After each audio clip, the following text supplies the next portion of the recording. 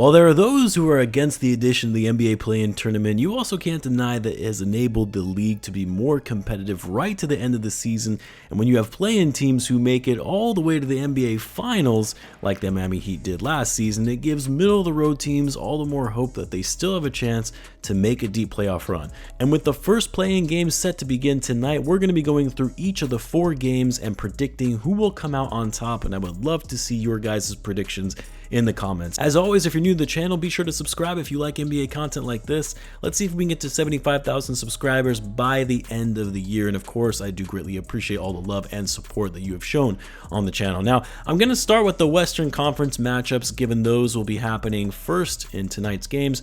And I'm going to start with the game that I actually think will be the best among all 4 of the matchups, and that's the 7-8 matchup between the Pelicans and the Lakers, where the Pelicans will host the Lakers in a chance for the 7th seed in the Western Conference. I'll be honest, I thought for sure we would see the Lakers in the 9-10 matchup versus the Warriors, but the Kings have really struggled down the stretch of the season and have fallen all the way to 9th, making it very difficult for them to now make their way back into the playoffs after securing the 3 seed last season. But I digress, I'll get to the Kings. The reason I like this matchup between the Lakers and the Pelicans is not only does it bring the star-studded cast in LeBron James, Anthony Davis, Zion Williamson, and even Brandon Ingram, but you also have a pretty evenly matched roster. These teams split their regular season series 2-2, each team winning 1 at home and 1 on the road. And for the Pelicans, a team that is trying to make their way back to the playoffs after a disappointing season last year in which they started off the year strong but then fell in the first play-in game against the Thunder. These guys are going to be hungry to deliver a gut punch to the Lakers in front of their home crowd. And then for the Lakers, of course, a team that had title aspirations going into the season. Now, whether those aspirations were realistic or not is up for debate. But going into the season, their goal was to win a championship, potentially their last opportunity with LeBron James, who could become a free agent this summer if he declines his player option. And for them to finish 8th is a disappointment. That said, they finished 7th last year, had to get to the playoffs by way of the play-in, and ended up going to the conference finals. But the reason this is going to be a battle of a game is because you know LeBron James is going to be locked in and doing everything he can to get this win. As I've said before, this is potentially LeBron's last chance to win a championship, and one in which he's still playing at a high level. Keep in mind, LeBron is undefeated in playoff games, albeit a small sample size of just 2 games. You're going to see a lot of scoring on the interior as neither team is especially good with their outside shooting. The Lakers are a faster team in transition and like to push the pace, while the Pelicans generally prefer to move a slower style of offense. I mean, I still think the Pelicans are an all-around better team with more depth than the Lakers. I wouldn't say they're exceptionally better. Like I've said, they're fairly evenly matched, but I think they are a better team in many aspects of the game. But when it comes to one-and-done type games, not a 7-game series, I feel like the team with the best player more often than not generally wins out. And that's even further the case when it comes to a team with the most experience, which of course is the Lakers.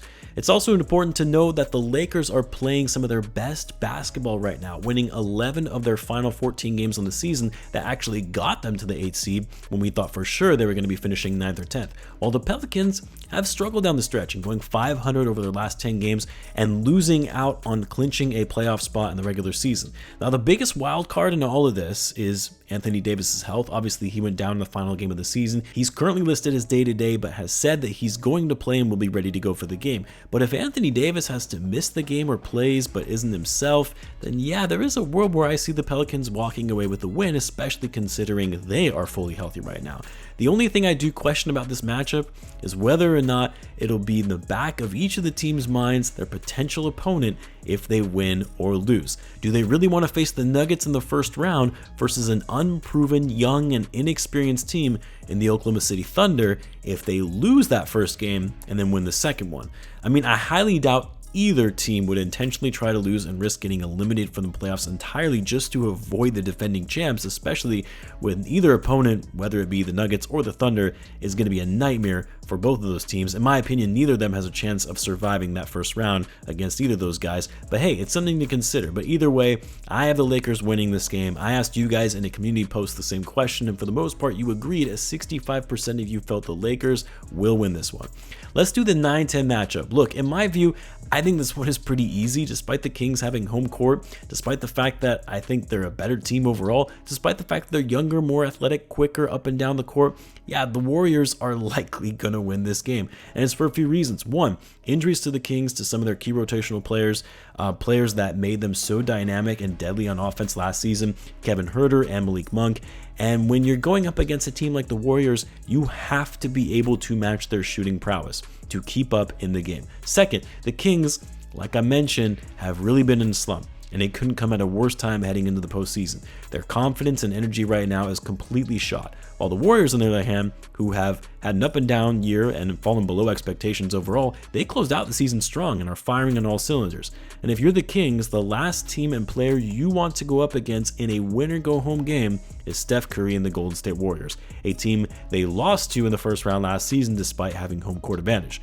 I wouldn't be shocked if the Warriors lose this game because they have been inconsistent in their play throughout the year, but my bet is on the Warriors, who are playing their best basketball right now and can punish the Kings from behind the arc. I will say the one thing that can give the Kings a bit of an edge here is Sabonis, and whether he can actually keep the Kings in the game with his scoring and rebounding on the interior, as the Warriors really don't have a strong presence inside. But for Sabonis, he's had fits in being guarded by Draymond Green in the past, despite having size over him, but we'll have to wait and see on that one. That said, I don't see the Warriors beating either the Pelicans or the Lakers in the second playing game, so I'm still sticking with my prediction that they'll end up missing the playoffs.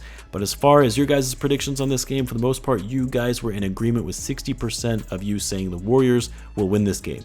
Now, before I get into the East playoff matchups, a quick word from our sponsor, Underdog Fantasy, who has some great offers going into the play-in. For those that aren't familiar with the platform, let me tell you about it real quick. My personal favorite that I use in the app is NBA Pick'ems. They have higher or lowers on most player stats for any game. Just pick higher or lower on a given player stat for their upcoming game, and you can win up to 20 times your money in a single night if you do 5 Pick'ems and you get them all right. And guys, they're offering viewers of this channel an exclusive offer. Use the promo code AM1Hoops, all one word. You'll get your first deposit doubled up to $100.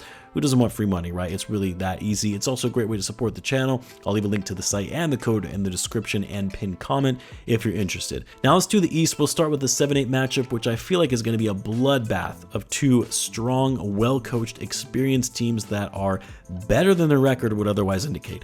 The Bucks really screwed these teams because if they had won their last regular season game against the Orlando Magic, the Magic would have fallen all the way to 8th, pushing the Sixers to 6th and the Heat to 7th. But now, one of these teams will face a win-or-go-home situation in the second playing game.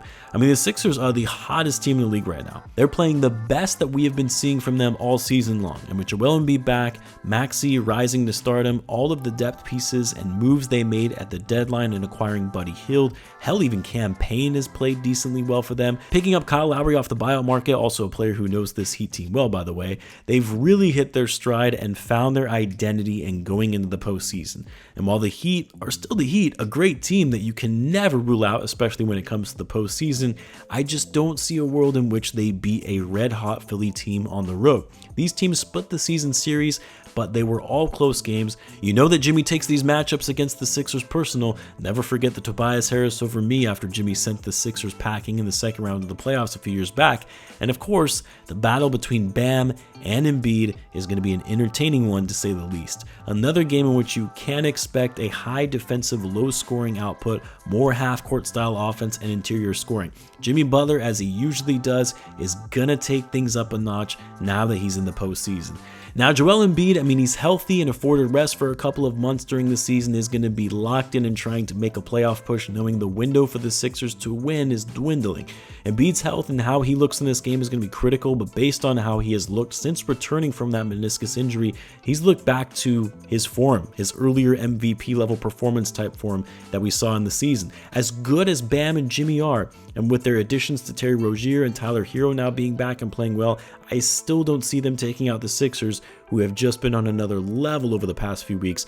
As for your guys' take, 57% of you felt the Sixers would win this game as well. And then finally, the 9-10 matchup in the East, the teams with the worst records going into the postseason, the Atlanta Hawks and the Chicago Bulls.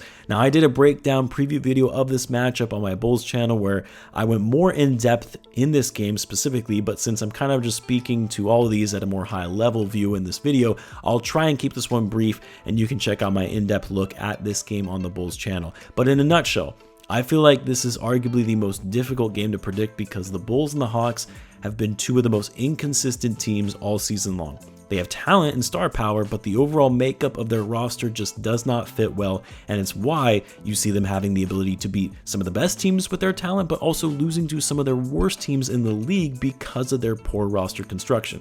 For me, it really boils down to who's going to be hot in this game. The Bulls are one of the worst three-point shooting teams in the league and also allow the most threes to their opponent, while the Atlanta Hawks are a high-volume three-point shooting team, albeit average efficiency-wise. But the Bulls have also been one of the better teams at stopping Trae Young, thanks in large part due to Ayo Dosunmu and Alex Caruso. They have always given him fits. And when Trae struggles, he starts taking bad shots, makes bad decisions on offense, and the Bulls have capitalized on that. It's also going to be highly dependent on whether Drummond and Ayo will be available to play, as they are both questionable for this game as of right now. The Hawks are without Jalen Johnson, which is a big loss for them, and as I usually say, I like taking the team with the best player, and even though I'm biased, I do think DeMar is the best player on the court and the clutchest player on the court. Thus, if I had to pick a winner of this game, I would take the Bulls, but I also would not be shocked if we see the Bulls or Hawks win in a blowout or loss, or anything in between. Both of these teams are the definition of mid and unpredictable at this point.